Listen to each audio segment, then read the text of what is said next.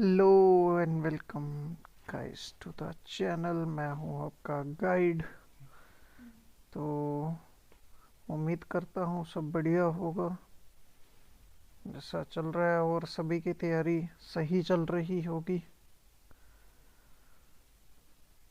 तो तब तक आप सभी अपना हाल बताइए, तब तक मैं स्लाइड एडजस्ट कर लेता हूं।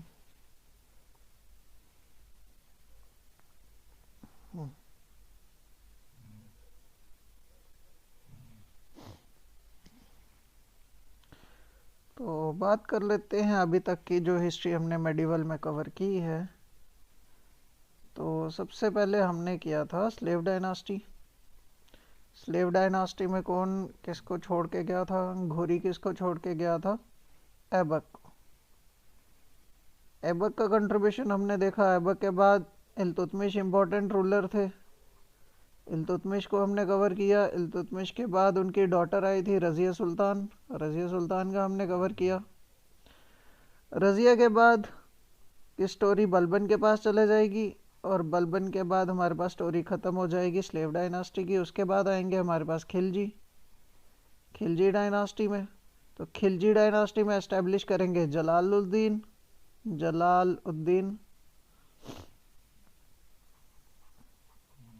जलालुद्दीन के बाद इनको लीड करेंगे इनके दामाद अलाउद्दीन, जो इम्पोर्टेंट रूलर यही हैं पूरी खिलजी डायनास्टी में, अलाउद्दीन खिलजी। तो इसके बाद जो रूलर्स आए थे वो इतने इम्पोर्टेंट नहीं है। और खिलजी के बाद आ जाएंगे हमारे पास तुगलक्स।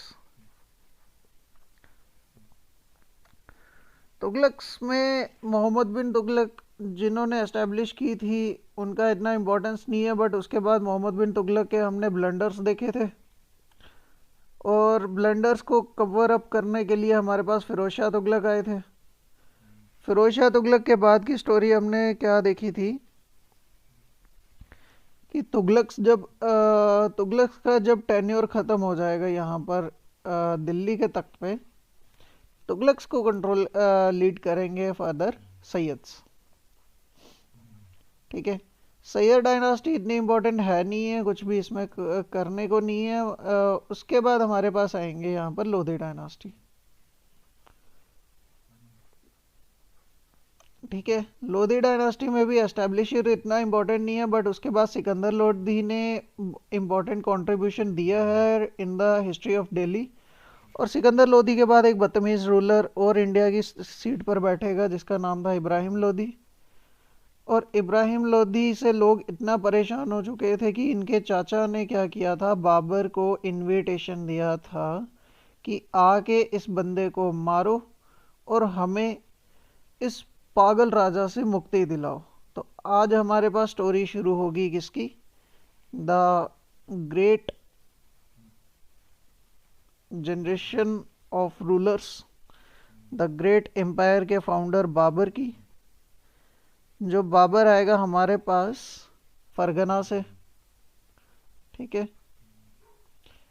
बाबर का रूलर बनना अपने आप में कोई बड़ी बात नहीं थी। रीज़न बीइंग फादर की साइड से ये तैमूर का पड़पोता था, मतलब ग्रेट ग्रैंडसन। और मदर की साइड से ये चंगेज़ खान के वंशज थे। तो कुछ चीज़ें ऐसी मानी जाती है कि ब्लड में ही होती हैं और बाबर के साथ कुछ ऐसा ही था। तैमूर की स्टोरी की, तैमूर की जो वाइफ थे, मतलब इनकी परदादी थी, जो इनको बताते रहते थे कि आपके परदादा जी ने एक टाइम पर हिंदुस्तान, उस टाइम टर्म यूज़ की जाती थी हिंदुस्तान, मैं कॉमनली इंडिया या भारत यूज़ करूँगा, कि इंडिया के जो रीजन है जैसे पंजाब के प्लेन्स हैं, हरियाणा के प्लेन्स हैं, यूपी के प्लेन्स हैं या लाहौर के प्लेन्स हैं, उस टाइम का मतलब इंडिया पाकिस्तान कंबाइन अप देख लो आप उस टाइम का, तो ये प्लेन्स हमारे हुआ करते थे। तो ये चीज़ बाबर के दिमाग में बचपन से ही फिट थी कि कुछ होगा चाहे नहीं होगा, लेकिन इस रीजन को मुझे जीतना ही है, इस रीजन पे मुझे कंट्रोल करना ही है। मैं किसी भी हालत में इस एरिया को जीतने की कोशिश ज़िंदगी भर करूँगा। और बाबर ने ये चीज़ करके दी इन द सेंस की करके दिखाई थी। तो वही चीज़ आज हमने हिस्ट्री में पढ़नी है तो चलिए स्टार्ट करते हैं। बाबर को अगर समझा जाए तो पर्सनली मेरे फेवरेट रूलर है ये, क्योंकि एम्बिशियस होना बहुत बड़ी चीज़ है। आज की या उस टाइम की एक डिस्ट्रैक्टेड सोसाइटी में भी अगर आप अपने गोल्स की तरफ फोकस्ड हो तो ये बहुत बड़ी चीज़ है। और बाबर कुछ ऐसा ही था। हिस्ट्री पढ़ोगे तो आपको भी समझ आएगा कि इसको मैं क्यों इतना ग्रेट रूलर बोल रहा हूँ। ठीक है। Mughals belong to the branch of Turks known as Chagatai. ये लैंग्वेज भी लिखते थे, उसका नाम था, जो स्क्रिप्ट थी उसका नाम था चगताई ट्यूरिक। इस तरह से उसको लिखा जाता, चगताई ट्यूरिक। ठीक है। Named after the second son of Genghis Khan, the famous Mongol leader. Foundation of Mughal empire was laid by Babur who was Chagatai Turk. आ गया। तो चलिए बाबर के बारे में पढ़ लेते हैं। रियल नाम था इसका ज़हीर उद्दीन मोहम्मद। फर्स्ट मुगल एम्परर था इंडिया में, descendant of Timur on father side and Changez Khan on mother side. 1494 में 11 साल की एज में जहां पर राजा बाबर को बनना चाहिए था फरगना में, वहां से इसके चाचा उमर शेख मिर्ज़ा इसको बिट्रे करके वहां की सीट पर कंट्रोल ले लेंगे और इसको वहां से निकाल देंगे। और बाबर ऐसा नहीं था कि उसका राज्य चला गया और वो रोने को बैठ गया। वो अपनी पावर को दोबारा कंट्रोल लेने में बिलीव करता था और वही करना शुरू कर दिया था। दौलत खान नोबल था किसका, ऑफ पंजाब, अंडर इब्राहिम लोदी, जो इससे परेशान हो चुका था और यही उसका चाचा था, किसका, इब्राहिम लोदी का। Invited Babur to invade India. He undertook four expeditions to India in order to conquer between 1519 to 1523। तो बाबर के मिलिट्री कॉन्क्वेस्ट अब शुरू होंगे। तो इंडिया की तरफ पहला अटैक कब किया इसने, फर्स्ट बैटल ऑफ पानीपत में। ये एक बैटल और यहाँ पर ऐड होगी, जो मैंने बताया था ना स्टार्टिंग में कि कुछ बैटल हिस्ट्री में ऐसी होंगी कि अगर अपोजिट पार्टी जीत जाती तो कब हिस्ट्री पूरी बदल जानी थी। मतलब जो आज हम पढ़ रहे हैं ऐसी हिस्ट्री नहीं मिलनी थी, हमें कुछ और मिलना था। आप मुझे बताओ, यहाँ पर फर्स्ट बैटल ऑफ पानीपत की बात कर रहे हैं हम, तो आप खुद समझिए इस चीज़ को। एक साइड खड़ा है इब्राहिम लोदी और दूसरी साइड खड़ा है बाबर। बाबर वो राजा है जिसने मुगल एम्पायर आगे एस्टेब्लिश किया था इंडिया में। अगर यहाँ पर इब्राहिम लोदी जीत जाता तो क्या कभी मुगल एम्पायर इंडिया में एस्टेब्लिश हो पाता? कभी नहीं हो पाता, क्योंकि एक हारा हुआ राजा सिर्फ एम्बिशियस कर सकता है। और अच्छी बात यह रही कि बाबर कभी हारना नहीं जानता था। वो अगर हार भी जाता था तो सीख के दोबारा अटैक करने की ट्राई करता था। यहाँ पर अगर इब्राहिम लोदी जीत जाता तो कभी मुगल एम्पायर इंडिया में पहुंचता ही नहीं और ना हमें ये राजा मिल पाते। ठीक है। तो चलिए आगे की समझते हैं। 21 अप्रैल 1526 में इब्राहिम लोदी को हराकर in first battle of Panipat में दिल्ली की तख्त पर पहुंचेगा एक राजा जिसका नाम था ज़हीरुद्दीन मोहम्मद, नाम जिसने टाइटल लिया बाबर का। ठीक है। बाबर ने खुद को क्या बोला, एम्परर ऑफ हिंदुस्तान। राणा सांगा मेवाड़ के थे जिनके साथ इसकी वॉर चलेगी। Toughest resistance to Babur. On 16 March 1527, Rana Sanga, along with rulers of Marwar, Amber, Gwalior, Ajmer, and Chanderi, and Sultan Mahmud Lodi, whom Rana Sanga had acknowledged as the ruler of Delhi, met Babur at a decisive battle of Kanwa। ठीक है। बाबर अपने Delhi enter होने के बाद या दिल्ली पे control लेने के लिए 4 बैटल्स लड़ेगा और सभी एक एक साल में लड़ेगा और 30 में इसकी डेथ हो जाएगी। ठीक है। 1526 में एक हो चुकी है, कौन सी, पानीपत की। 1527 में कौन सी हो रही है, खानवा की। ठीक है। 1528 में किसकी होगी, चंदेरी की। ठीक है। और 1530 में डेथ हो जाएगी। ठीक है। 1528 में Chanderi was captured by Babur from the Rajput king Medini Rai. In 26 December 1530, Babur died at Agra, aged 40. His body was first laid at Arambagh in Agra, but later taken to Kabul, where it was buried. Babar की biography का नाम पूछा जाता है Tuzuk Babri, Turkish language में है। Arabic इस language में हमेशा याद रखना, अरब में तुजुक मीन्स सेल्फ या ऑटो। ठीक है, दो मुगल एम्परर आएंगे जो अपनी बायोग्राफी खुद लिखेंगे, एक बाबर आ चुके हैं, एक बाद में जहांगीर आएगा। ठीक है, यहाँ पर इसका नाम क्या है, तुजुक बाबरी। ठीक है, जहांगीर के नाम टाइम पर भी किया होगा, तुजुक जहांगीरी बनेगी। ठीक है, क्लियर। चलिए नेक्स्ट देखते हैं। नेक्स्ट इंपॉर्टेंट रूलर आ जाएंगे हुमायूं। हुमायूं कौन है, सन ऑफ बाबर। ठीक है, हुमायूं हिंदुस्तान के तख्त पे 2 बार आएंगे। ठीक है, पहली बार फादर के थ्रू सक्सेशन करके, और दूसरी बार जब हार जाएंगे तो वहां से फिर से जीत के आएंगे। Clear. Humayun was the eldest son of Babur. 6 months after succession, Humayun besieged the fortress of Kalinjar and Bundelkhand and decisive victory over Afghans at Dohrua, and drove out Sultan Mahmud Lodi from Jaunpur and even defeated Bahadur Shah of Gujarat। तो ये सब हुमायूं 6 महीने में cover कर रहा है।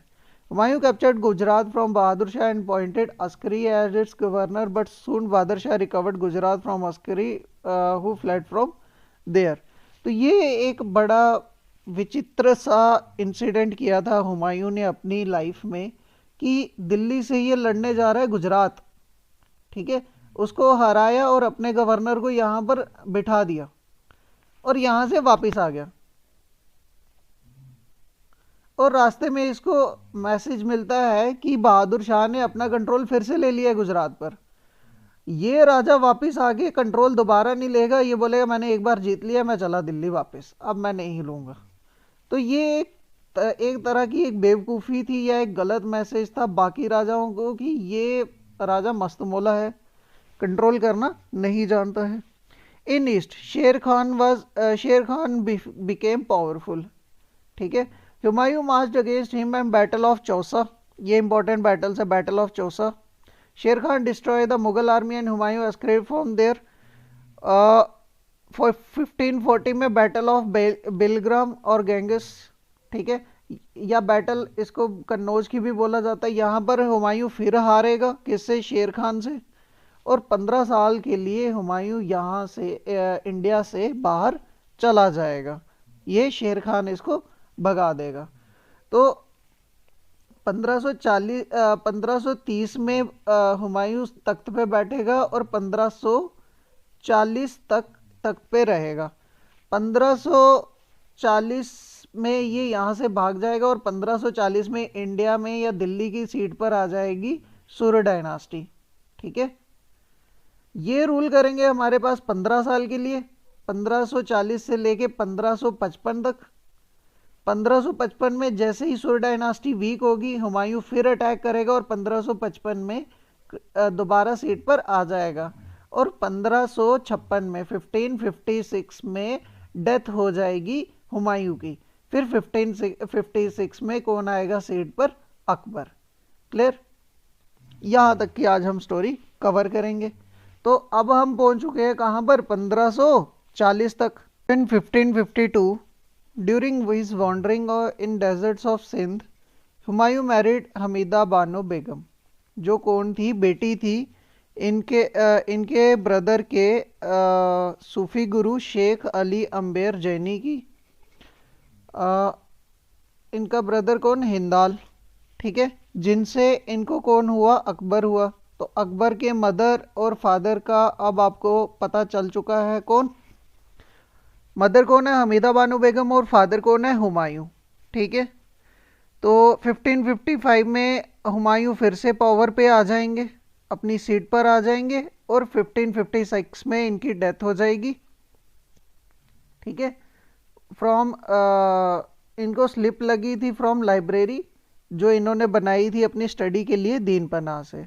ठीक है, तो जो मैंने यहाँ बताया है आपको, यहाँ देखिए ये जो गैप है अब 15 साल का यहाँ पर, इसमें अब इंडिया और दिल्ली के तख्त पे कौन आ जाएगा? दीन पर सॉरी सुर डायनास्टी। सुर डायनास्टी को बेसिकली एस्टेब्लिश करवाया था किसने? शेर शाह सूरी ने।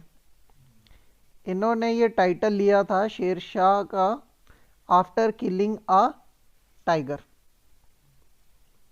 ठीक है, तो इसके बैकग्राउंड की स्टोरी आपके सिलेबस की तो नहीं है, बट आप बेसिक फैक्ट्स की तरह साथ चलिए। कभी पीएससी की तैयारी करवाऊंगा तो वहाँ पर बैकग्राउंड की स्टोरी पूरी समझाऊंगा कि हुआ क्या था। बट जो इम्पोर्टेंट है वो देख लेते हैं। सुर एडमिनिस्ट्रेशन समझते हैं। फाउंड की थी शेरशाह ने, और इनका रियल नाम था फरीद। जो क्या ये शेरशाह किसके बेटे थे? हसन खान के, जो क्या थे? जागीरदार थे। कहाँ पर? सासाराम, बिहार में। ठीक है, अंडर हुमायूं ही थे ये भी, अंडर हुमायूं ही थे। इनकी ब्रेवरी ने इनको टाइटल दिलवाया था शेर खान। शेरशाह के बारे में समझ लेते हैं। तो जब ये दिल्ली के तख्त पे थे तो इन्होंने कहाँ कहाँ कंट्रोल ले लिया था? बुंदेलखंड जीत लिया था, मालवा, मुल्तान, पंजाब और सिंध। पूरे नॉर्थ इंडिया में, एक आसाम, गुजरात, कश्मीर और नेपाल को छोड़ के पूरा नॉर्थ इंडिया इनके कंट्रोल में था। ये कुछ इन्होंने मिनिस्ट्रीज डेवलप की थी। दीवाने वजीरत या वजीर, ये रेवेन्यू और फाइनेंस देख रहे थे। दीवाने अरीज आर्मी को देख रहे थे। दीवाने रिसालत फॉरेन मिनिस्ट्री देख रहे थे। और दीवाने इंशा मिनिस्ट्री ऑफ कम्युनिकेशन देख रहे थे। क्लियर? इसी तरह से इन्होंने अपनी जो भी टेरिटरी थी उसको 47 डिस्ट्रिक्ट टाइप या स्टेट में डिवाइड किया हुआ था, जिनको हम सरकार बोल रहे थे।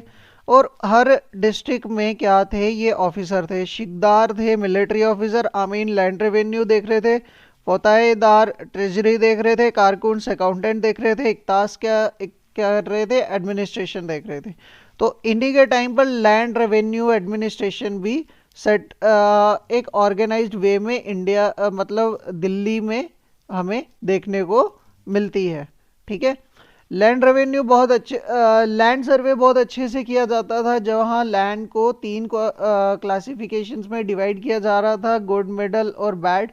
ठीक है, average production was paid in as a tax in cash और क्रॉप्स, मतलब 1/3।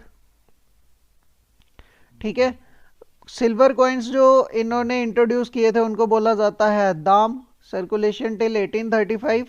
Police was competently restructured, police की डेवलपमेंट हुई। Branding of horses, Alauddin Khilji से इन्होंने कंसेप्ट लिया था। दाग एंड चेहरा, अगर आपको याद होगा तो दाग किसके लिए होता था, चेहरा किसके लिए होता था? ये रोड बनाने में बहुत माहिर थे। मतलब आज के ये नितिन गडकरी, आज के नितिन गडकरी और इनको देख लो तो ये एक तरह से है, मतलब सेम ही काम चल रहा है। हाईवे बनाने में वो भी नहीं रुक रहे हैं, हाईवे बनाने में ये बंदा भी नहीं रुक रहा था। सोनारगांव से सिंध, आगरा से बुरहानपुर, जोधपुर से चित्तौड़, लाहौर से मुल्तान, ये उस टाइम रोड बनाना इतना इजी नहीं था जितना आज है। बट ये उस टाइम इतना इन्वेस्ट कर रहे हैं इस चीज़ पे, सो दैट ट्रांसपोर्टेशन या ट्रैफिक स्मूथ होगा। ट्रैफिक स्मूथ होगा तो टैक्स ज़्यादा आएगा, टैक्स ज़्यादा आएगा तो अपना देश ज़्यादा अमीर होगा। क्लियर? पर्सनालिटी समझ लेते हैं। एक शरीफ आदमी था, पायस मुस्लिम, धार्मिक इंसान था, टॉलरेंट था टू अदर रिलीजन्स भी। हिंदूज को भी इंपॉर्टेंट ऑफिसेस दिए रखे थे। पुराना किला इसने बनवाया था। सासाराम में मसोलम बनाया था। ठीक है, जो आज भी एक मास्टरपीस है। फेमस हिंदी वर्क पद्मावत इन्हीं के टाइम पर हुआ था। 1545 तक शेरशाह का कंट्रोल रहा और अगले 10 साल इनके रूलर्स जो थे वो इनकॉम्पिटेंट ही थे एक तरह से। तो आप ये चीज़ एनालाइज करो कि ये बंदा 5 साल में कितना कुछ करके दिखा रहा है। बहुत बड़ी अचीवमेंट है ये, बहुत बड़ी। ठीक है, अब हमारी हिस्ट्री पहुंच चुकी है 1555 के आसपास। तो 1555 की स्टोरी से आगे की स्टोरी मैं आपको बता देता हूँ कि क्या हुआ है क्या नहीं।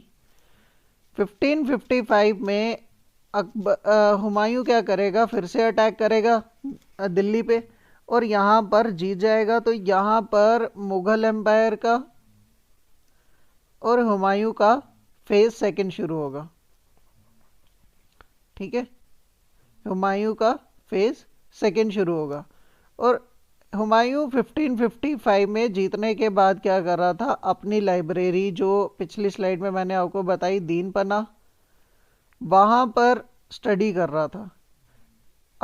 हुमायूं को स्टार्स और एस्ट्रोलॉजी में बहुत बिलीव था, मतलब स्टडी बहुत अच्छी थी, बहुत एक डीप नॉलेज थी।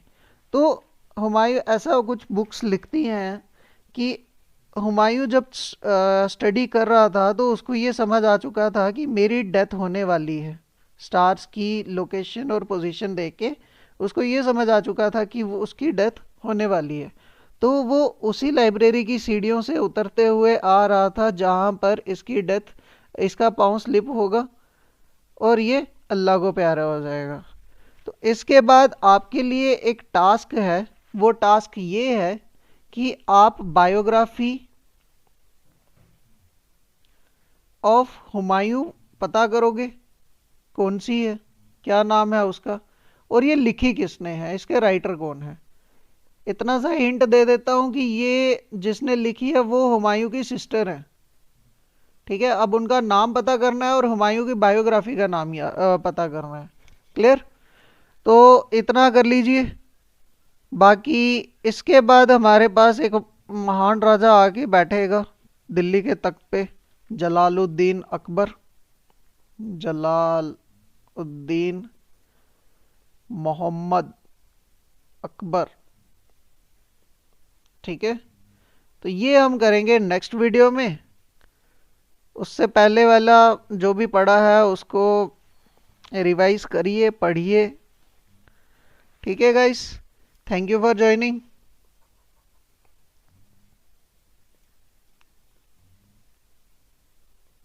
मिलते हैं नेक्स्ट वीडियो में।